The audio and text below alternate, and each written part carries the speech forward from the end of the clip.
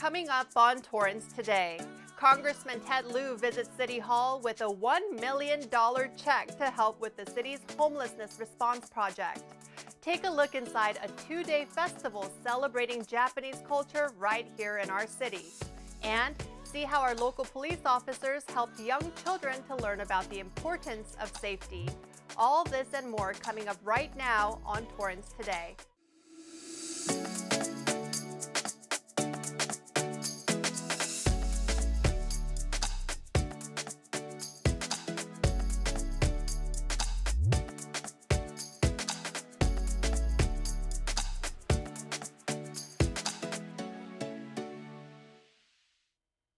Welcome to Torrance Today. I'm Christine Lee. It's 4 p.m. on Monday, April 25th. I hope you had a restful weekend and are starting your week on a positive note. Thank you so much for joining us. Here is our first story. Japanese culture took the spotlight over the weekend as thousands of people gathered at the 47th annual Bunka-Sai Festival. It's been going on for almost 50 years now, and I see no end for it because everyone enjoys it so much. We have such a rich Asian American, specifically Japanese American population within our city and within the region. It just brings everybody in, and the brotherhood, the friendship, the food, the trinkets, and the entertainment is really a recipe for a great weekend. I did a dance called Hutatsu Hutatsu. And then you did a little move. Can you show me what move you did? Very good. So adorable. This event was presented by the Torrance Sister City Association and took place at the Ken Miller Recreation Center. The festival included a craft fair with more than a dozen vendors, a wide array of cultural performances, and lots of Japanese food and beverages for visitors to try. Torrance has the second largest population of ethnic Japanese in the U.S. after Honolulu. About 15% of the population has Japanese heritage. Organizers say they are glad to be back, sharing the best of their culture after a 2-year break due to the COVID-19 pandemic. Also over the weekend, elementary students got a chance to interact with police officers and learn about the importance of safety. Always, if you ever need help, and you see a police officer, you can always ask us for help. I can't drive. I hope not. But one day you will be able to drive. Our main goal is that a child never goes missing or never gets in an accident, where it is walking or riding their bike, or if they're in a park and they get lost, or in any public place. It's important because as we get busier in society, there's a lot of people out and about, especially in public places, the mall, movie theaters, things like that. And cell phones, it's very easy to get distracted, and you take your attention away from your kids for a second or two, and the next thing you know, they're not where you last saw them. And so it's good for the parents to have a safety plan that they work out with their kids in case they do get separated or the kid gets lost. The child knows what to do to help reunite them with their family. The event also featured a fingerprint unit and an ID system so kids can take home certificates of completion along with their fingerprint cards and personalized IDs. The Utopian Society Project's Gabriella Fisher says this event was made possible thanks to a grant they received from LA County Supervisor Janice Hahn's office. She adds that their local target location donated all the gifts they were able to give away, and the National Center of Missing and Exploited Children sent them education materials that were distributed to every child. Oh, and besides human police officers, their canine sidekick also paid them a visit and stole the show. Lots of Earth Day activities took place as well in recent days. On Saturday, a group of volunteers came out to the Madrona Marsh Preserve to help beautify the area. Families came out ready to clean up portions of the walking paths, plant native plants, and create habitats for birds and butterflies. Organizers say it was the perfect activity for people to work together to improve our small portion of the planet. And over at Torrance Beach, Assemblymember Al Muratsuchi held an Earth Day cleanup event at Torrance Beach. Families and students gathered together for this annual tradition, helping to prevent hundreds of pounds of trash from polluting the marine environment. This event was held in conjunction with several organizations, including Heal the Bay. If you missed out on this weekend's events but still want to do something eco-friendly, it's never too late. The 2022 Wyland National Mayor's Challenge for Water Conservation is still going strong. The city also invites residents to take part in Earth Day Bingo. And there are lots of water-saving tips online. Just go to torranceca.gov/earthday. We had a special visitor outside City Hall this morning. Congressman Ted Lieu visited with a $1 million check to help the city with an important mission. This money is going to help the Torrance Homelessness Response Project. It's going to result in infrastructure such as iron fencing, waste removal and landscaping, as well as personnel to help retain housing navigators and outreach personnel. And it's also going to help build 40 units of tiny shelters for those who are homeless in Torrance. Our methodology for doing this is taking them to the temporary housing pods and treating them with clinicians and getting their documentation so that maybe they can someday, as I'm always hopeful for, they can be reunified with their families, with society. The giant check represents just a third of the $3 million that Congressman Lieu secured for 3 community funding projects in the South Bay for this fiscal year. Another $1 million will help the Beach City Health District's Youth Wellness Center, and $1 million will support the Southern California Regional Occupational Center's Workforce Reentry Program. Journalism students at El Camino College earned nearly 40 awards for their recent work at collegiate journalism conferences last month. Combined, the student journalists at El Camino received 15 awards from the California College Media Association, including 4 first-place finishes. Journalism professor and media advisor Stephanie Frith received a 2-year College Educator of the Year award at the California College Media Association. The award honors leadership and support that extends beyond just the journalism program to impact the campus and local groups. And El Camino's online newspaper, The Union, and Warrior Life magazine received their first honors of the year. The judges in the Journalism Association of Community Colleges honored the El Camino students with a General Excellence Award for ECCUnion.com. 2 students, photographer at El Camino, Jose Tobar, and student reporter photographer Kim McGill, won the most certificates in the competition, earning 6 and 4 awards respectively. Congratulations to the talented students and faculty at El Camino College. The California Department of Public Health unveiled a new English and Spanish WhatsApp chatbot tool to provide reliable COVID-19 information to the public.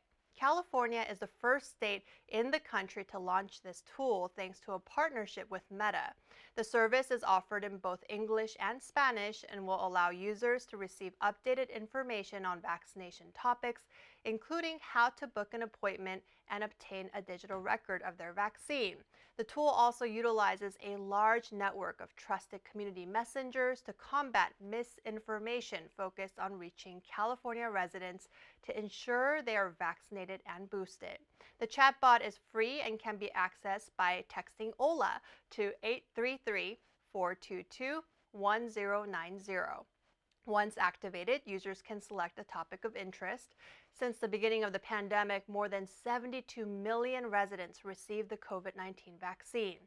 6 million doses have been given to more vulnerable communities. 59.2% of Latinos in California are fully vaccinated.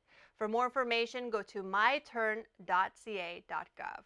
Those without internet access can call the COVID-19 hotline at 833-422-4255.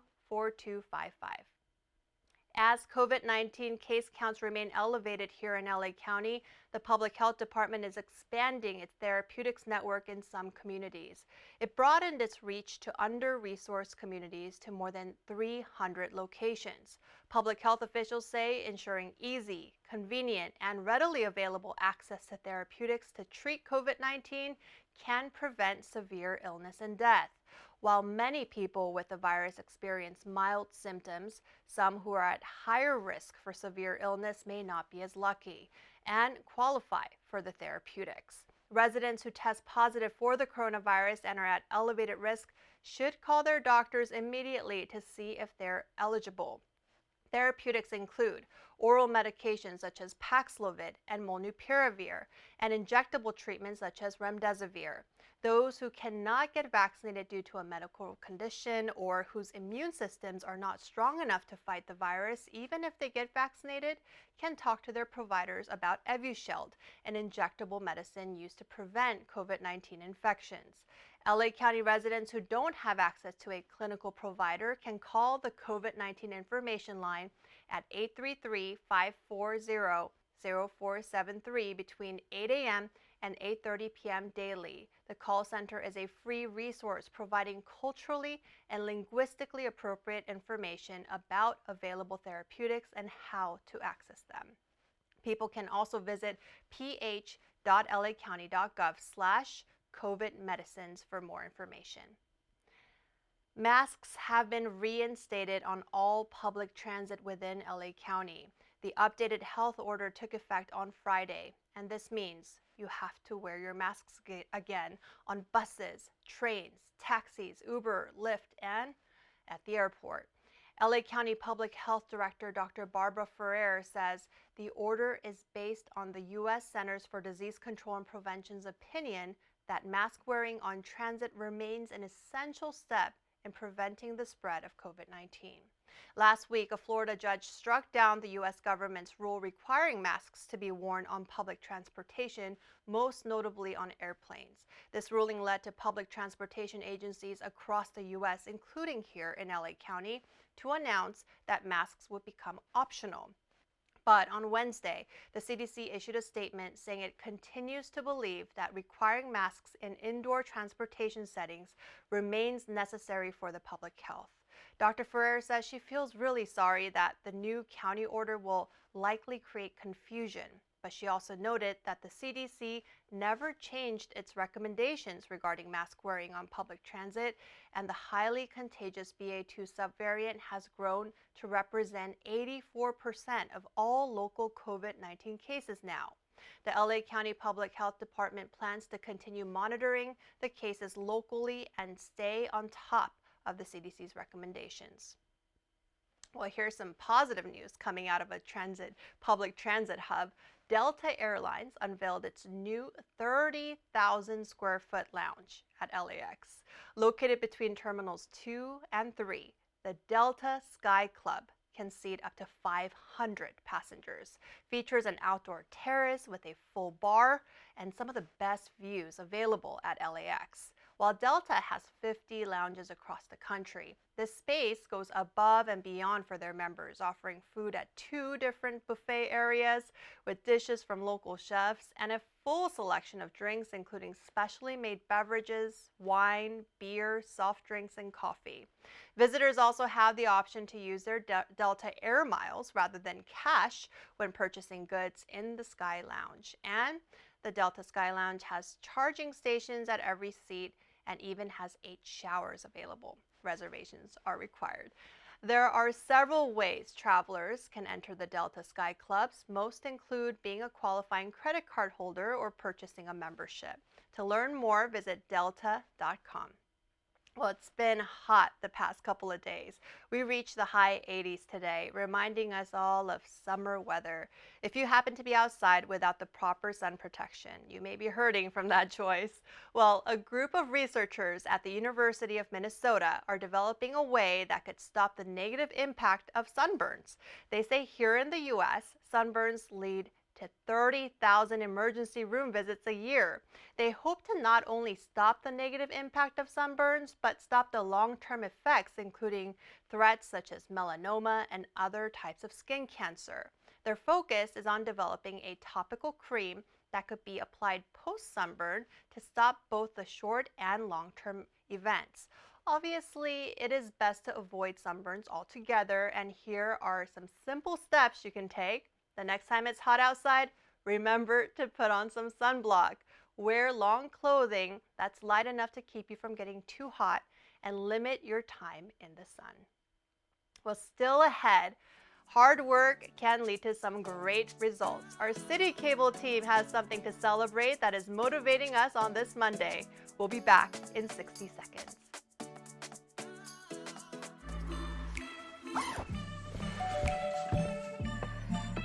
Yo, camping buddy. Okay, you guys ready? Dude, I thought you were driving. I thought you were driving. Oh, I never said I was driving. I definitely can't drive. Okay. If you're high, just don't drive. It's illegal everywhere. If you feel different, you drive different. I'm a first-generation Filipino American. You don't always feel you're a part of the country you live in. It's this weird middle space sometimes that you have to live inside of. But when you meet others that are also living in that space, you'll learn to know that that is its own unique space too.